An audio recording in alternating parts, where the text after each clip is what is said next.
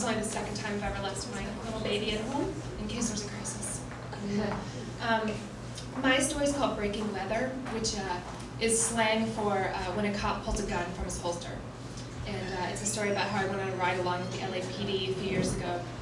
And this is actually part one of 3 essays that I wrote for the Nervous Breakdown, so this is just the beginning, and it kind of ends on a cliffhanger. But that just means you have to go to the site and read the rest. So yeah, here we go. Have fun on your date, Sarge. These are the last words I hear before I climb into the passenger seat of Sergeant Matthew Hart's squad car. It's a balmy Friday night in Inglewood, California, and I'm about to spend the next 8 hours riding shotgun in a police car, witnessing arrests, chasing a drunk driver down Crenshaw in an 8 squad car pursuit, and getting a pretty fierce handle on police officer slang. I'm a 27-year-old grad student getting my master's degree in clinical psychology. For a class assignment, I go on a ride along with the Inglewood PD. My friend and classmate Lydia goes with me. And just for anyone who doesn't know, it's completely legal for anyone to go on a ride along at any time. You just go to the police station and ask, and you get to go. It's really weird. So, Friday night, April 28th, 2006, 6 p.m. Lydia and I arrive at the police station promptly at 6. When I tell the officer behind the window that we're here to see the lieutenant, he looks Lydia and me up and down. We're both wearing jeans and sneakers, our hair is brushed, and our lips are shining with gloss. Lydia and I have constant arguments about which one of us is hotter. Actually, that's not true. But we can sense that the young officer is struggling with this very question. Hang on just a second, he says with a smirk. After a few minutes, Lieutenant Serrano appears behind the glass. As he's handing me some waivers to sign, a whole group of male officers spill in behind him. As soon as they see us, they try to look busy, muffling their laughter behind a row of filing cabinets. We hide our blushing cheeks behind the paperwork, and before long, Lieutenant Serrano calls us back through a door and tells us that he's taking us to the briefing. In the conference room, all the other officers are sitting with their backs to us, facing a podium where 2 sergeants are speaking. They're going over a list of things to be aware of for this particular evening. Last night there was a gang shooting, and so they fully expect retaliation tonight. Everyone should be on alert, the sergeant says.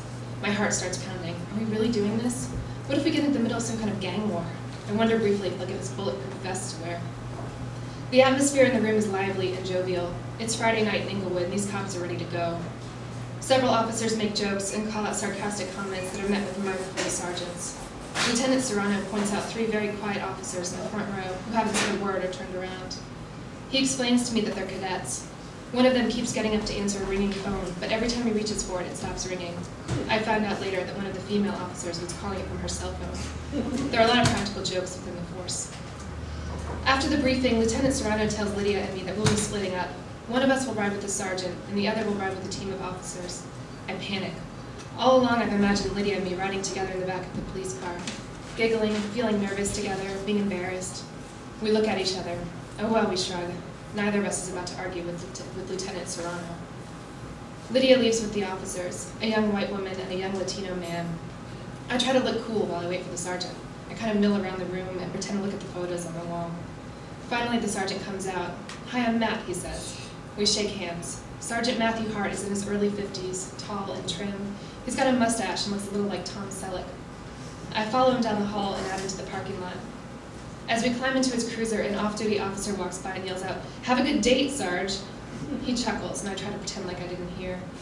My eyes stray to the thick gold wedding ring on Matt's hand. I sit right up front next to him. There's a computer and a keyboard mounted to the dashboard, and it provides a comfortable barrier between the 2 of us. There's no barrier to the back seat, so I assume we won't be transporting any arrests. Sarge, as I'll refer to him from here on, explains to me that it's his job to oversee all the officers on duty tonight. He tells me that we're going to see a lot of Inglewood. 6:45 p.m. We begin by cruising down La Brea Avenue. Although I work in Inglewood and drive down the street every day, everything looks different through the windshield of the cruiser. I ask Sarge some basic background questions, and I focus on trying to orient myself to this environment. The computer blips continuously with data, 911 calls that have come in and need to be responded to, and the radio chatters away with similar information. As Sarge talks, I realize that he has the amazing ability to speak, listen to the radio, monitor the computer, and observe the streets around us all at the same time. Sergeant Matthew Hart has been on the force for 18 years. He joined later than most, at age 33. Prior to becoming a cop, he worked a series of odd jobs, repair work and the like, and he spent a lot of time surfing. Sarge grew up in Inglewood and now lives in El Segundo with his wife and 2 teenage children. They've been married for 27 years. They're practically high school sweethearts. It all sounds like a nice life, a good old American kind of life. Sarge talks easily. I really only need to ask him one question to get him to offer up a wealth of information and anecdotes. It's obvious that he's a California boy. He's got that languid, relaxed way, leaning back in his seat, one hand lazily spinning the wheel into a left turn, while simultaneously recounting a fierce gun battle story. He looks good for his age. It's easy to picture what he must have looked like at 25, tall and blonde with a quick smile. Now his hair is speckled with gray, but it's still thick enough to be proud of. He makes a lot of eye contact, but doesn't ask me any questions. 7:30 p.m. We continue to cruise around Inglewood, down La Brea, onto Manchester, past La Tijera. Sarge points out gang neighborhoods, the Rolling 60s, the Crips. I feel so removed from these names. I've never met anyone who's been in a gang. I wonder if we'll see any gang activity tonight, and I ask Sarge about the retaliation warning. He doesn't think it will happen until after midnight. 8:10 p.m. We go to Starbucks.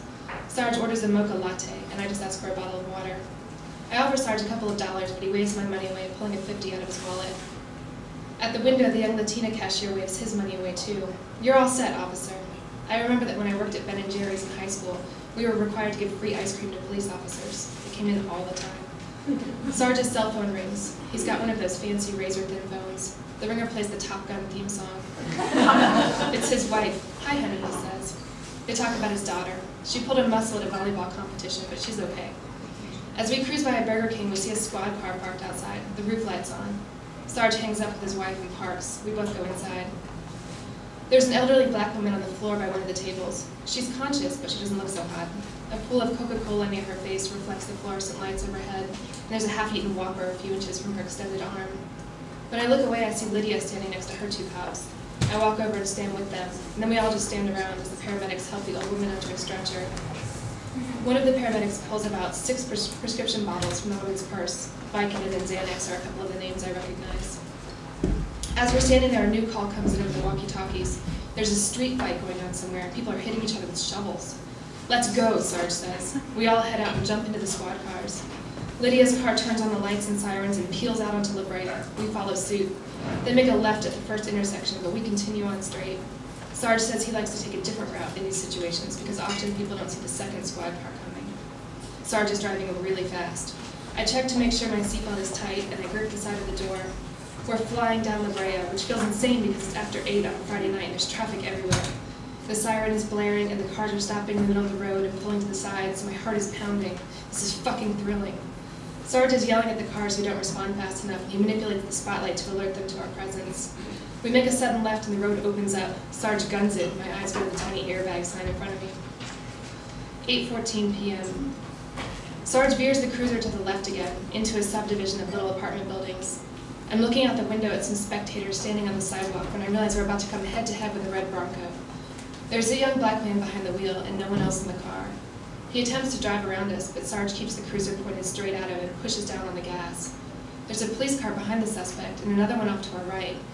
The driver of the Bronco finally realizes there's no way out, and he slams on his brakes inches away from our bumper.